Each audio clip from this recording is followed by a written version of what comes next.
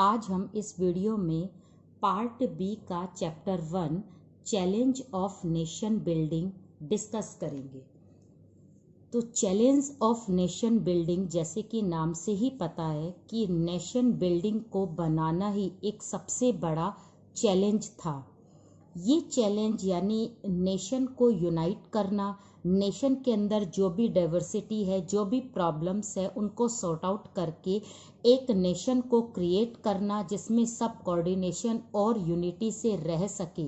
ये सारा एक जो चैलेंज जिसकी हम बात इस चैप्टर में करेंगे, ये चैलेंज कौन से टाइम का था, ये हम चैप्टर उस समय की बात कर रहे हैं जब हमारे इंडिया को इंडिपेंडेंस मिली थी। इट मीन्स ये चैलेंज जो था ये था 1947 का। 1947 में नेहरू ने 14-15 अगस्त की मिडनाइट को कॉन्स्टिट्यूंट असेंबली की एक मीटिंग बुलवाई थी। ये मीटिंग स्पेशल मीटिंग थी क्योंकि नेक्स्ट डे यानी 15 को हमें इंडिपेंडेंस लीगली मिलने वाली थी। तो यहाँ पर नेहरू ने कॉन्स्टिट्यूंट असेंबली को एड्रेस करते हुए अपनी एक स्पीच दी जिसमें उन्होंने कहा कि हमारे देश के सामने बहुत सारे चैलेंजेस है, बहुत सारी चुनौतियां है जिनको कि अब हमें सॉर्ट आउट करना है, पूरा करना है या उनको फेस करना है। तो इस तरह जब उन्होंने ये स्पीच दी तो इस स्पीच को 14-15 अगस्त की मिडनाइट में जो दी गई, इस स्पीच को बोला गया tryst with destiny. It means हमें अपने भाग्य का खुद निर्माण करना है और हमें अपनी डेस्टिनी में से जो ये चैलेंजेस है इनको भी हटाना है।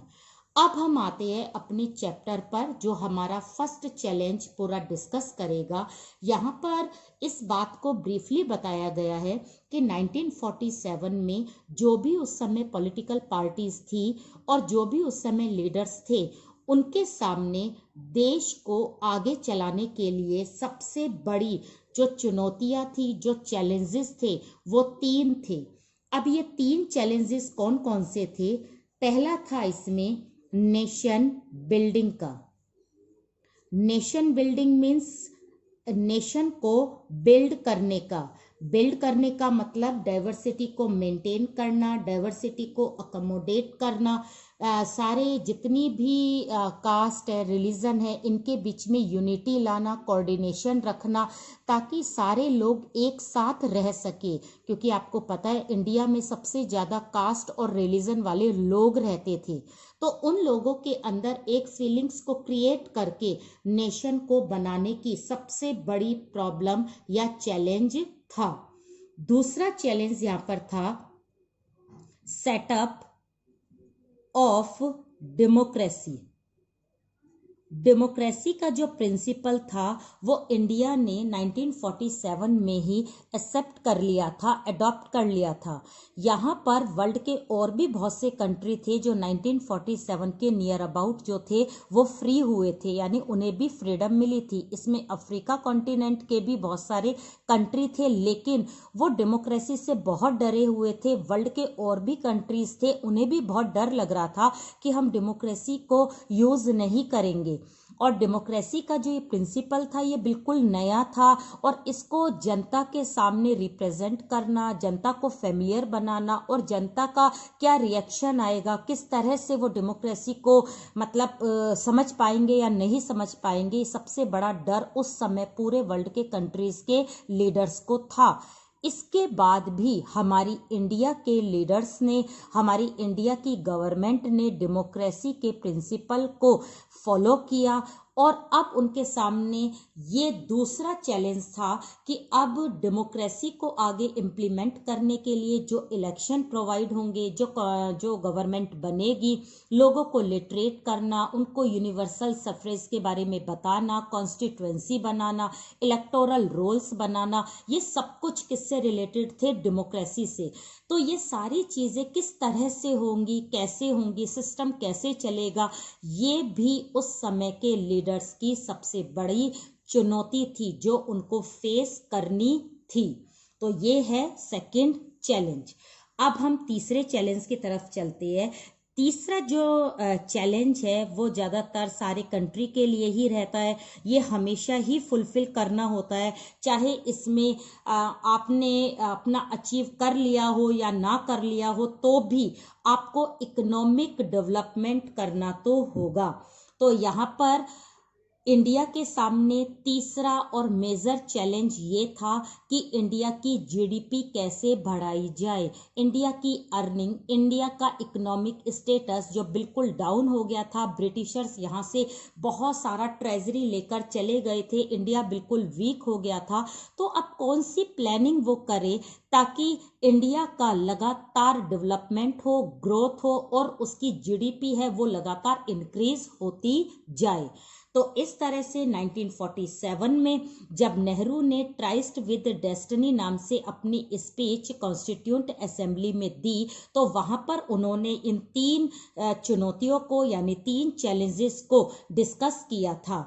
तो हम इस चैप्टर में सिर्फ फर्स्ट जो ये है चैलेंज इसको हम डिस्कस करेंगे, बाकी के ये दो चैलेंज जो है ये नेक्स्ट चैप्टर में हम इसे डिस्क्राइब करेंगे।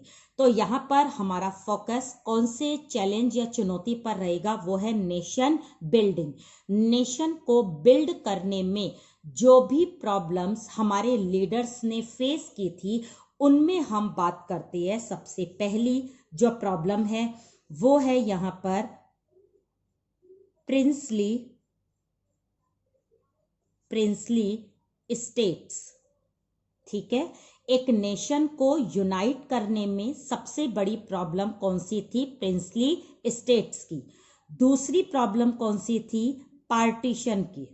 जो पार्टीशन रिलीजन के बेस पर हुआ था, हिंदू मुस्लिम बिल्कुल अलग हो गए थे और रिलीजन के बेस पर लोगों के बीच में जो वायलेंस शुरू हो गया था, इससे यूनाइटी या एक तरह से कोऑर्डिनेशन बिल्कुल ब्रेक हो गया था। उस समय नेशन को बनाना उस समय के लीडर्स के लिए बहुत बड़ी प्रॉब्लम क्रिएट हो रही थी।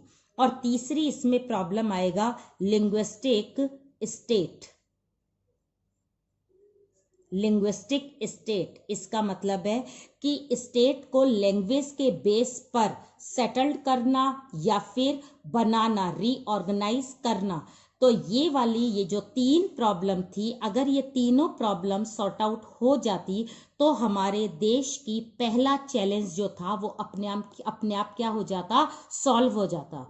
हमारे पॉलिटिकल लीडर ने बड़ी अपनी सूझबूझ से, अपने माइंड से और अपनी स्ट्रेटेजी, अपनी प्लानिंग से इन तीनों प्रॉब्लम को सॉर्ट आउट कर लिया और इन तीनों को प्रॉब्लम को सॉर्ट आउट करके उन्होंने पहले चैलेंज को पूरा किया, यानी फेस उन्होंने इस चैलेंज को किया। तो इस चैलेंज को उन्होंने रिमूव किया, दूर किया। तो हम इस चैप्टर में इन तीन प्रॉब्लम्स के बारे में पढ़ेंगे। इन तीनों ही प्रॉब्लम से हमारा नेशन जो है वो यूनाइट नहीं हो पा रहा था। लोग बिखरे हुए थे, लोग अलग अलग थे, उनके अंदर एक नेशनलिज्म की जो फीलिंग्स जो पहले गांधी ने क्रिएट करी थी अब लगातार कम हो रही थी। इन्हीं चीज़ों को एक करने के बाद नेशन का हम क्या करते? पूरा उसे यूनाइट करके उसके अंदर हम अपने एडमिनिस्ट्रेशन को सेटअप करते। तो यहाँ पर हम वन बाय वन करके तीनों प्रॉब्लम्स को पढ़ेंगे। सबसे पहले हम आते हैं प्रिंसली स्टेट में। प्रिंसली स्टेट उस समय के जो स्टेट थे, ये स्टेट 1947 के बाद क्रिएट नहीं हुए थे। Princely state British east India company के साथ ही जनरेट हुए थे।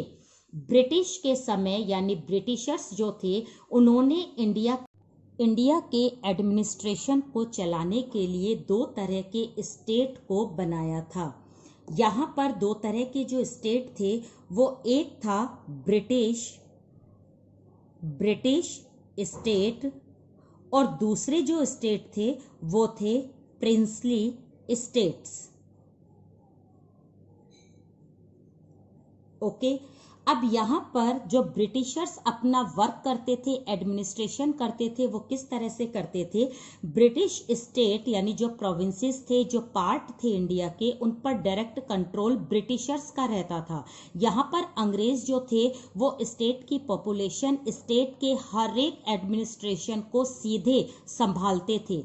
लेकिन यहाँ पर प्रिंसली स्टेट में ये काम प्रिंस करता था, इट मीन्स रूलर करता था या किंग करता था, किंग के थ्रू। तो इसका मतलब है कि ईस्ट इंडिया कंपनी या यूके गवर्नमेंट यहाँ के प्रोविंसेस को इनडायरेक्टली संभालती थी। तो यहाँ पर देखा जाए तो दोनों ही स्टेट किसके अंडर में थे? ब्रिटिशर्स के। यहाँ पर उनका डायरेक्ट कंट्रोल था और यहाँ पर उनका इनडायरेक्ट किसके थ्रू कंट्रोल था? प्रिंस के यानी रूलर के थ्रू था। ठीक है, ये उनका एडमिनिस्ट्रेशन था। लेकिन जब 1947 में हमें इंडिपेंडेंस मिली तो यहाँ पर ब्रिटिशर्स जो थे, इनके सामने उन्होंने कुछ ऑप्शन रखे। यहाँ पर ब्रिटिश स्टेट को दो ऑप्शन दिए। दो ऑप्शन थे कि या तो वो पाकिस्तान में मिल जाए और या फिर वो किस में मिल जाए? भारत में। ये दो ऑप्शन ब्रिटिश स्टेट के सामने थे और 1947 के बाद ब्रिटिश स्टेट के कुछ स्टेट पाकिस्तान में मिल गए और ज्यादातर मोस्टली किस में मिल गए? इंडिया में। ठीक है, प्रॉब्लम कहाँ थी? प्रॉब्लम थी इन प्रिंसली स्टेट में। एक्चुअली में प्रिंसली स्टेट में ब्रिटिशर्स में ने तीसरा ऑप्शन भी दिया था। दो ऑप्शन तो सेम थे, इंडिया या पाकिस्तान, लेकिन तीसरा जो ऑप्शन था वो ये था कि प्रिंसली स्टेट जो है वो इंडिपेंडेंट भी रह सकती है, मीन्स अपना एक इंडिपेंडेंट कंट्री भी बना सकती है। तो यहाँ पर हमने देखा कि प्रिंसली स्टेट जो थे, उनके जो राजा थे वो ना तो भारत के साथ जुड़ना चाहते थे और ना वो पाकिस्तान के साथ जुड़ना चाहते थे। इट मीन्स वो एक अपनी इंडिपेंडेंट कंट्री को जनरेट करना चाहते थे। अब प्रॉब्लम यहाँ पर और भी इसलिए ज्यादा थी क्योंकि इनकी जो क्वांटिटी थी वो थी 565 यानी 565 ऐसे राजा थे जिन्होंने कि हमारे इंडिया को बिल्कुल ब्रेक करा हुआ था, एक तरह से मतलब बिखेर रखा था। इन सबको मिलाना बहुत जरूरी था नेशन को बिल्ड करने के लिए। सबसे बड़ी प्रॉब्लम ये थी कि ये सारी प्रिंसली स्टेट जो है वो इंडिया में जुड़ जाए और इंडिया की बाउंड्रीज जो है वो एक हो जाए। तो उस समय की प्रॉब्लम 565 राजाओं को मनाने की थी। तो यहाँ पर सबसे बड़ी रिस्पॉन्सिबिलिटी उस समय हमारी गवर्नमेंट ने एक मिनिस्टर को दी। वो मिनिस्टर हमारे होम मिनिस्टर थे इंडिया के, जिनका नाम था पटेल, सरदार वल्लभ भाई पटेल। अब पटेल ने कौन कौन सी स्ट्रेटेजी यूज करी उसमें हमें ध्यान रखना है कि उन्होंने एक डॉक्यूमेंट पर साइन करवाना शुरू किया जिसको बोला गया इंस्ट्रूमेंट ऑफ एक्सेशन। इसका मतलब है कि प्रिंसली स्टेट को, जिस प्रिंसली स्टेट को भारत में मिलना है वो राजा इस डॉक्यूमेंट पर साइन करेगा और उसके बाद उसकी बाउंड्रीज को किस में माना जाएगा? इंडिया में। ये पटेल की स्ट्रेटेजी थी क्योंकि वो यहाँ के होम मिनिस्टर थे। दूसरा उन्होंने इम्पोर्टेंस या हमारी सरकार ने किस चीज को इम्पोर्टेंस दी थी? वो था बाउंड्रीज ऑफ नेशन। सबसे बड़ी चीज राष्ट्र थी, राष्ट्र से ऊपर कुछ नहीं था। उस समय नेशन के अंदर सारी बाउंड्रीज का मिलना बहुत जरूरी था। और ये बाउंड्रीज किसकी थी? ये बाउंड्रीज थी प्रिंसली स्टेट की। इन प्रिंसली स्टेट को सबको अगर नेशन में नहीं मिलाया जाता तो कभी भी हमारा एक राष्ट्र नहीं बनता। कम से कम 500 से ज्यादा कंट्री हमारी इंडिया में जनरेट हो जाते और इस तरह इंडिया जो था वो छोटे छोटे स्टेट्स में डिवाइड हो जाता। इंडिया कभी एक नेशन नहीं बन पाता। तो यहाँ पर पटेल की स्ट्रेटेजी या उसकी प्लानिंग या गवर्नमेंट का जो अप्रोच था वो ये था कि लगातार फटाफट इन प्रिंसली स्टेट्स के सिग्नेचर इस डॉक्यूमेंट पर करवाने और उनकी बाउंड्रीज को किसमें मिलाना? इंडिया में मिलाना। ये इनकी मेन जो थी वो फोकस या टारगेट था। इसके लिए पटेल ने जो फैसिलिटीज इन प्रिंस को दी थी वो फैसिलिटीज हम देखते हैं। यहाँ पर पटेल ने सबसे पहले इन राजाओं को पेंशन देने की बात की थी। तो यहाँ पर पेंशन की यदि हम बात करें तो पेंशन का मतलब है कि सरकारी खजाने में से कुछ एक रकम जो है वो ईयरली किसके खाते में चली जाएगी, किंग के। ये बात पटेल ने राजाओं को बताई कि अगर आप इस डॉक्यूमेंट पर साइन करेंगे तो आपको साल भर यानी हर साल आपको भारत के सरकारी खजाने में से कुछ रकम दी जाएगी। दूसरी चीज आई थी डिग्निटी। डिग्निटी में अगर हम बात करें तो बात आती है राजाओं के टाइटल्स की। टाइटल्स में जैसे नवाब है, राजा है, किंग है, निजाम है, ये टाइटल है या उनकी जो रिस्पेक्ट है, उनका जो कोर्ट यानी दरबार की जो फैसिलिटीज है, ये सारी फेस्टिवल, उनके जो रिचुअल्स है, ये सब कुछ कौन मतलब उनको प्रोवाइड करवाएगा, ये सारी जिम्मेदारी इंडियन गवर्नमेंट की होगी। वो अपनी डिग्निटी को मेंटेन कर सकते हैं, उनकी डिग्निटी पर किसी तरह का कोई इंटरफेयर इंडियन गवर्नमेंट नहीं करेगी, ऐसा पटेल ने उनको इंश्योर किया।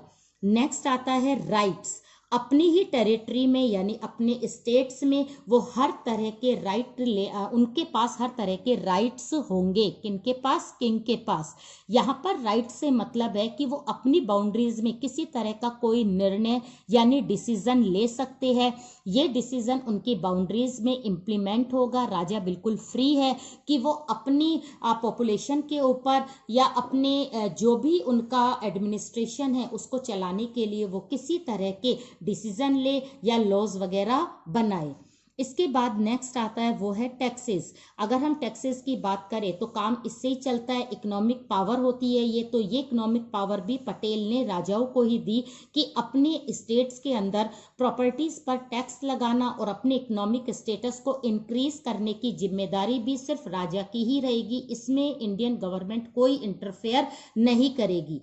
और लास्ट आते हैं कुछ एडवांटेज। यहाँ पर एडवांटेज की यदि बात करें तो राजाओं के कुछ एडवांटेज थे, जैसे उनकी डेली जो भी एक्सपेंसेस है यानी जो खर्चे होते हैं, सर्वेंट है, पैलेस है, जो भी उनका महल है, महल की टेक केयर करने के लिए उनकी इलेक्ट्रिसिटी है, मेडिकल है, ये सारी चीज़ें कौन एक्सपेंडिचर करेगा, ये इंडियन गवर्नमेंट ही करेगी। तो इतनी सारी चीज देने का या इतने सारे बेनिफिट्स देने का सिर्फ एक टारगेट था पटेल का या उस समय हमारी गवर्नमेंट का कि जितने भी प्रिंसली स्टेट थे वो इस डॉक्यूमेंट पर साइन करके पूरे भारत को एक करे और भारत को नेशन बनाए। ठीक है, अब यहाँ पर पटेल ने मोस्टली 565 स्टेट के प्रिंस को तैयार कर लिया। इन सारी चीज़ों के बेनिफिट्स के बेस पर उन्होंने इन डॉक्यूमेंट पर साइन कर दिए। लेकिन कुछ स्टेट ऐसे थे जिन्होंने बहुत ज़्यादा प्रॉब्लम क्रिएट करी। वो 5 स्टेट कौन कौन से थे? 5 है इसमें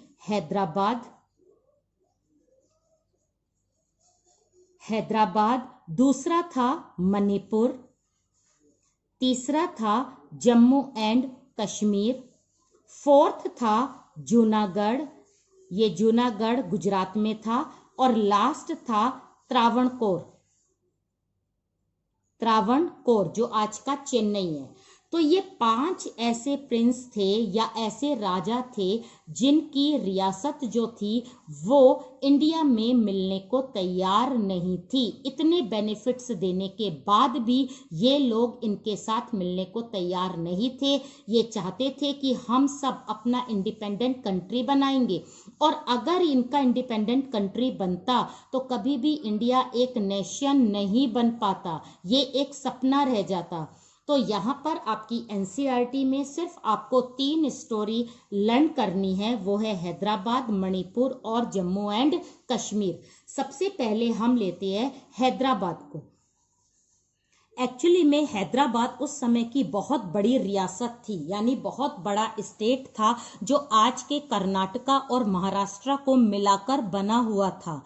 हैदराबाद में जो सबसे ज़्यादा अमीर या रिचेस्ट पर्सन होता था उसको ही निज़ाम कहा जाता था और उसको निज़ाम बनाया जाता था। तो हैदराबाद का जो मेन रूलर होता था उसको निज़ाम कहते थे, और निज़ाम जो होता था वो बहुत अमीर होता था। ठीक है।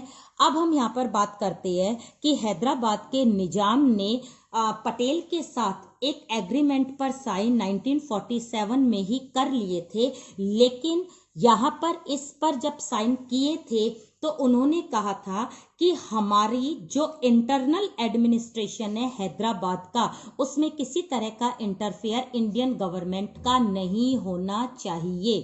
ठीक है। और इस एग्रीमेंट को क्या कहा गया? इस एग्रीमेंट को कहा गया स्टैंड स्टिल एग्रीमेंट। इसका मतलब है जो जैसी स्थिति हैदराबाद की है वो वैसी ही रहेगी, यहां पर इंडियन गवर्नमेंट उसे चेंज नहीं करेगी, उसके एडमिनिस्ट्रेशन में किसी तरह का कोई इंटरफेयर नहीं करेगी। तो इस एग्रीमेंट को स्टैंड स्टिल एग्रीमेंट कहा, और ये एग्रीमेंट सिर्फ निजाम ने 1 साल के लिए किया था।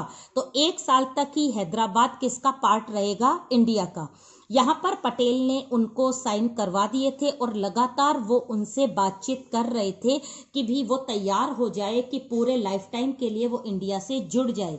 इसी बीच हैदराबाद की जो जनता थी उन्होंने प्रोटेस्ट करना शुरू कर दिया। प्रोटेस्ट किसके खिलाफ किया होगा पता है? वहाँ का जो निजाम था, उसके जो रूल थे, उसका जो एडमिनिस्ट्रेशन था, वो लगातार टॉर्चर करने वाला था। तो वहाँ की जनता बहुत ज़्यादा सप्रेस्ड हो गई और वो बाहर निकल आई, सड़क पर उन्होंने प्रोटेस्ट करना शुरू करा। इस प्रोटेस्ट को दबाने के लिए हैदराबाद के निजाम ने पैरा मिलिट्री फोर्स को भेजा शहरों के अंदर। पैरा मिलिट्री फोर्स वो होती है जिनके पास में वेपन्स क्या होते हैं? कम होते हैं। इन पैरा मिलिट्री फोर्स को उस समय क्या कहा गया? वो थे रजाकार। ये रजाकार जो थे ये शहरों में आए और इन्होंने जनता को और ज्यादा टॉर्चर करना शुरू कर दिया। वायलेंस और मतलब हर तरह की जो एक्सप्लॉयटेशन होता है ये रजाकार ने यूज करा। इसमें हर तरह से उन्होंने लोगों को यातनाएं देना शुरू करा। इसी बीच जब इसकी इंफॉर्मेशन इंडिया को पहुंची तो इंडिया ने निजाम को समझाया। निजाम के ना मानने पर इंडियन गवर्नमेंट ने यहाँ पर इंटरफेयर करा। रजाकारों को उन्होंने हराया या फिर उनको यहाँ से बाहर निकाला और निजाम को प्रेशराइज किया कि वो इस डॉक्यूमेंट पर साइन करे।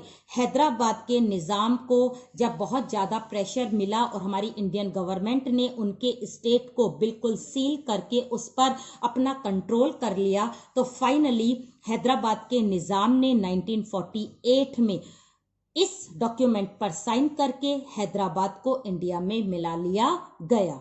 तो यहाँ पर हैदराबाद ने बहुत ज्यादा प्रॉब्लम क्या करी थी? क्रिएट की थी। दूसरा हम बात लेते हैं, दूसरा स्टेट था वो है मणिपुर। अब मणिपुर में क्या हुआ था? मणिपुर में एक राजा था जिसका नाम था बोध चंद्रा सिंह। ओके, तो ये थे बोध चंद्रा सिंह। अब बोध चंद्रा ने 1947 अगस्त से पहले ही इंडिया के डॉक्यूमेंट पर साइन कर दिए थे, लेकिन इस बेस पर करे थे कि मणिपुर के एडमिनिस्ट्रेशन पर किसी तरह का कोई इंटरफेयर सेम इंडियन गवर्नमेंट नहीं करेगी, जैसा कि हैदराबाद के निजाम ने कहा था। क्योंकि एक्चुअली में राजा चाहते नहीं थे कि हम जो रूल कर रहे हैं तो हमें इंटरफेयर करे। ऐसे ही अंग्रेजों से कहते थे कि आप रूल कर लो लेकिन हमारी रियासत को छोड़ दो, हम अपनी रियासत को खुद चलाएंगे। यही सेम मणिपुर का जो राजा था बोधचंद्र, उसने भी यही कहा था कि मणिपुर गिना तो जाएगा इंडिया में, लेकिन यहाँ के एडमिनिस्ट्रेशन यानी इंटरनल जो डिसीजन है और जो मणिपुर का जो भी लॉ है, जो भी फ्लैग है, कॉन्स्टिट्यूशन है, सब कुछ अलग रहेगा। इस बात पर भी पटेल तैयार हो गए और बोधचंद्रा ने साइन कर दिए। अब क्या हुआ? मणिपुर की जनता ने ही बोधचंद्र को प्रेशराइज किया कि वो इलेक्शन करवाए और मणिपुर को क्या बनाए? डेमोक्रेटिक बनाए। बोधचंद्रा जो थे वो जनता के प्रेशर में आ गए और उन्होंने वहां पर इलेक्शन करवाए। अगर अब वहां पर इलेक्शन हुए तो मणिपुर में कौन सा सिस्टम हुआ? Constitutional monarchy system. ठीक है, तो यहाँ पर कॉन्स्टिट्यूशनल मोनार्की सिस्टम को सेटअप कर दिया गया। अब मोनार्क इसमें हेड हो गया और कॉन्स्टिट्यूशन के अंडर में वो क्या करने लगा? काम करने लगा। कॉन्स्टिट्यूशन बना तो पार्लियामेंट भी बनी। पार्लियामेंट में बहुत सारी पॉलिटिकल पार्टीज आने लगी। इतनी सारी पॉलिटिकल पार्टीज में क्या हुआ? मणिपुर की खुद की स्टेट एक पॉलिटिकल पार्टी थी, कांग्रेस। ये पार्टी वो नहीं थी जो हमारी नेशनल लेवल पर काम कर रही थी, ये अलग पार्टी थी जिसका नाम भी कांग्रेस था। अब कांग्रेस की पार्टी ने मणिपुर की पार्लियामेंट में कहा कि मणिपुर को इंडिया में मिल जाना चाहिए फुल फ्लैज, लेकिन दूसरी पॉलिटिकल पार्टी इसके बिल्कुल क्या थी, अगेंस्ट में थी। इस तरह से मणिपुर की पार्लियामेंट में लगातार क्या होने लगी, लड़ाई होने लगी, डिस्प्यूट्स होने लगे। तो पार्लियामेंट क्या हो गई, वीक हो गई, मोनार्क भी क्या होने लगा, वीक होने लगा। तो यहाँ पर इस वीक पार्लियामेंट का फायदा जो है वो किसने उठाया, वो उठाया हमारी इंडियन गवर्नमेंट ने। उन्होंने इस पार्लियामेंट को डिसमिस करके पूरा कंट्रोल मणिपुर पर कर लिया और यहाँ के राजा बोधचंद्र को प्रेशराइज करा कि वो डॉक्यूमेंट पर साइन करे। फाइनली बोधचंद्र ने उनके इन्फ्लुएंस में आकर 1949 में इस डॉक्यूमेंट पर क्या कर दिए, साइन कर दिए। आज भी मणिपुर की जनता इस बात के लिए गुस्सा रहती है कि बोधचंद्र ने जो साइन करे थे वो जनता से पूछकर नहीं किए थे, इसलिए हम यानी मणिपुर के लोग भारत में मिलने को सही नहीं मानते हैं, क्योंकि इंडियन गवर्नमेंट ने फोर्सली हमें अपने में मिलाया था। लेकिन वो कुछ भी कहे, उस समय ये डॉक्यूमेंट पर साइन हुए थे। आज भी ये डॉक्यूमेंट जो है वो हमारे पास सेव है और इस डॉक्यूमेंट के अंडर में मणिपुर को 1949 में इंडिया का पार्ट माना गया। तो अब हम लास्ट जो स्टेट था वो था जम्मू एंड कश्मीर। सबसे ज़्यादा जो ट्रबल वाला जो स्टेट रहा वो जम्मू एंड कश्मीर ही रहा था। एक्चुअली में जम्मू एंड कश्मीर जो है वो 3 पार्ट से मिलकर बना है, एक तो जम्मू, एक कश्मीर और एक लद्दाख। जम्मू में हिंदू, मुस्लिम और सिख रहते हैं और वहाँ का एरिया प्लेन है। कश्मीर जो है वो इस पूरे स्टेट का हार्ट माना जाता है, एक तरह का हृदय है वो यहाँ का। यहाँ पर वैलीज बहुत ज़्यादा है और यहाँ पर मोमडन्स मेजॉरिटी में है जो कि कश्मीरी बोलते हैं। तीसरा जो पार्ट है वो है लद्दाख। लद्दाख में मेनली बुद्धिस्ट या मुस्लिम रहते हैं और ये एरिया माउंटेनियस है, यहाँ पर माउंटेन्स बहुत ज़्यादा मिलते हैं।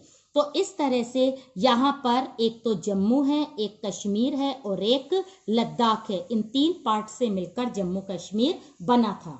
अब हम बात करते हैं कि यहाँ पर प्रॉब्लम क्या थी। प्रॉब्लम थी यहाँ का राजा का नाम था हरि सिंह, जो एक हिंदू राजा था, लेकिन जम्मू कश्मीर में मेजॉरिटी मोमडन्स की थी। हरि सिंह ने 1947 में ही डिक्लेयर कर दिया था कि जम्मू कश्मीर जो है ना इंडिया में जाएगा ना पाकिस्तान में, वो एक इंडिपेंडेंट कंट्री रहेगा।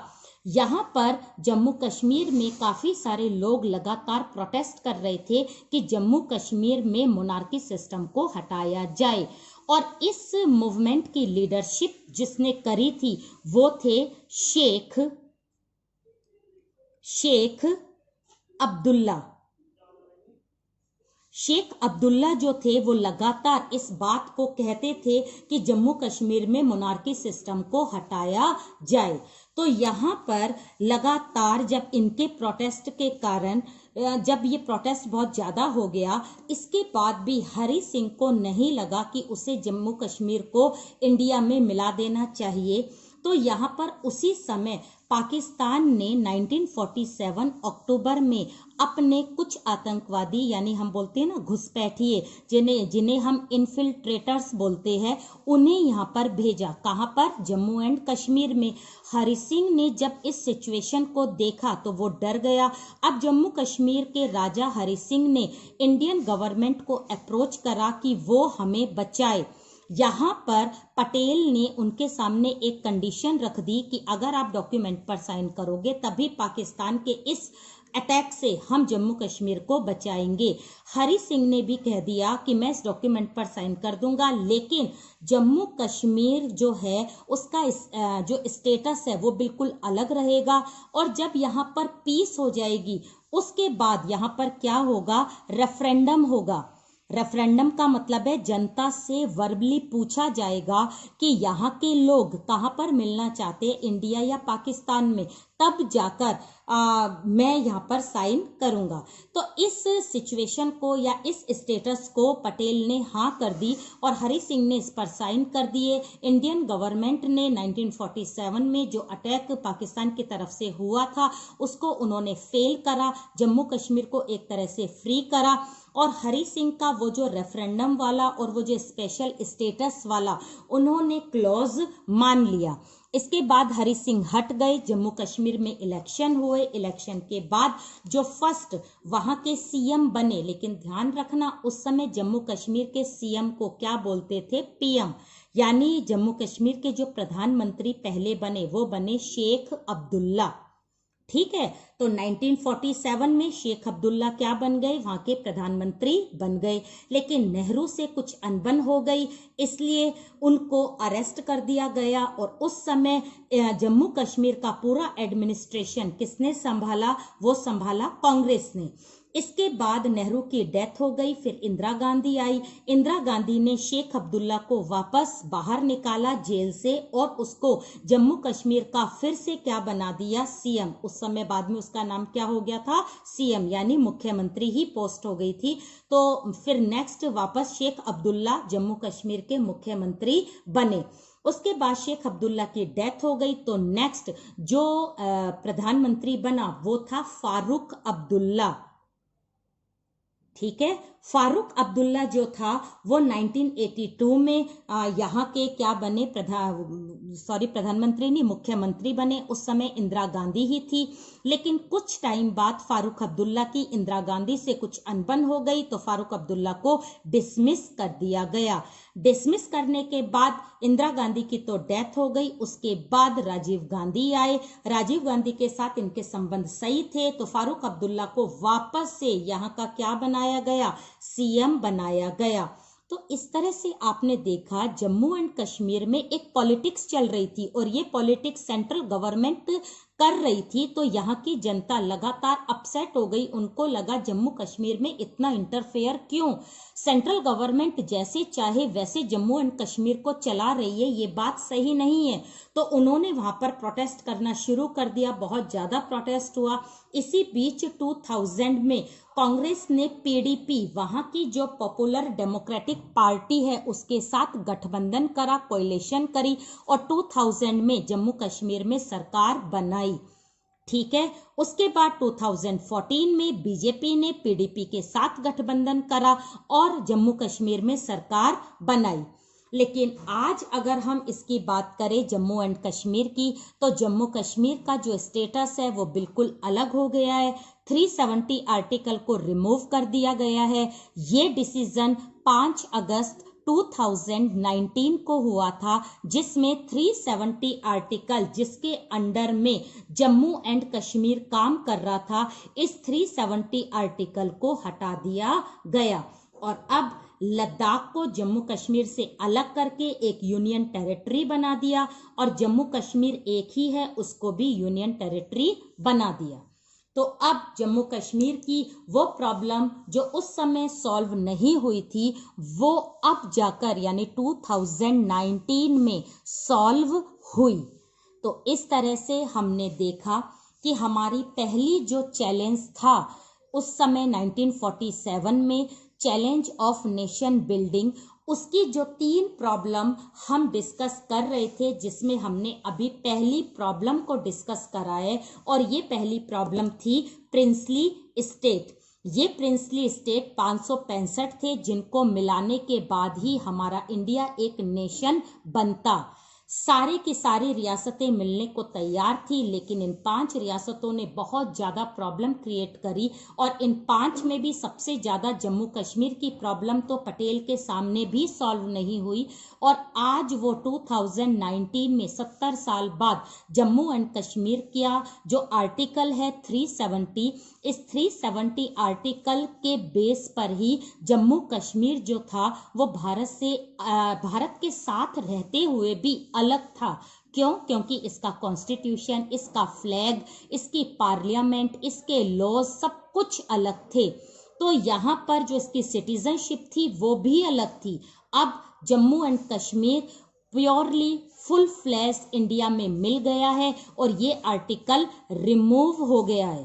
तो अब जम्मू कश्मीर में से लद्दाख को अलग कर दिया है, उसे अलग यूनियन टेरिटरी बना दिया है, जबकि जम्मू कश्मीर को मिलाकर एक यूनियन टेरिटरी बना दिया।